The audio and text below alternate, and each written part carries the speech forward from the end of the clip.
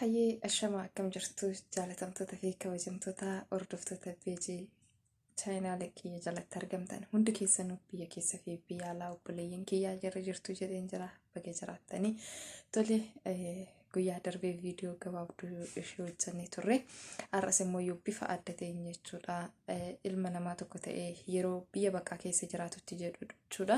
Biyya bakkaa gara wala suwa hojii hojjetutti seenaa wala carraa naaf hin kennitu. Yalla. Taatu akka sura. Yalla.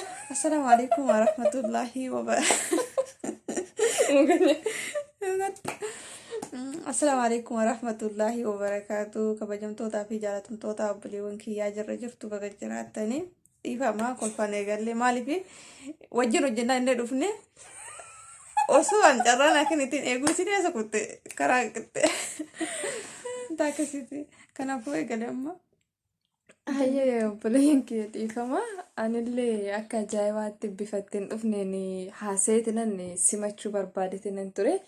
Isheen immoo hanga sanaaf hin obsine jechuudha. Akkasumatti bar osoo simannaan eegalee hojii ittiin dhufte eegalte bar hojii. Kanaaf fakkeenya amma jechuudha nuti biyya baqaa keessa jirra mitiire. Yaanni biyya baqaa keessa yoo jiraattu har'a duuna hin jennu ni jiraanna jenna malee ni duuna hin jennu. Sababa saniif immoo yaanni kaayyoo gara fuulduraa kaayyoo akkanaati qabnaa kan jedhu tokko akkasumatti haasawaayyuu na harka balleessitee jirta.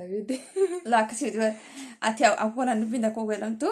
No, adeemsa kiyya laa ati biyya akkuma gaazexeessitummaa kee akka OMN akka OBS'tti deemte malee ani immoo akka OMN tti deemin ture.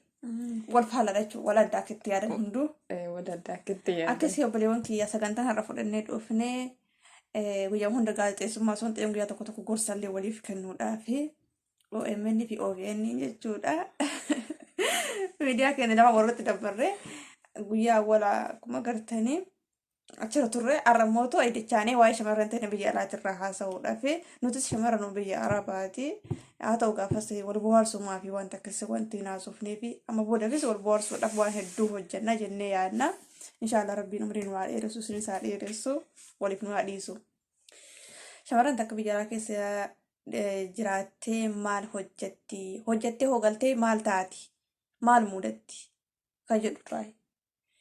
Anatu si gaafatamoo situ na gaafataa karaa kee guyyaa deeggaddaan itti haayitin si eeggachaa ture. Anatu si affeerumu situ na affeeru silatte. Gosa bandi kee na fakkaata beekika.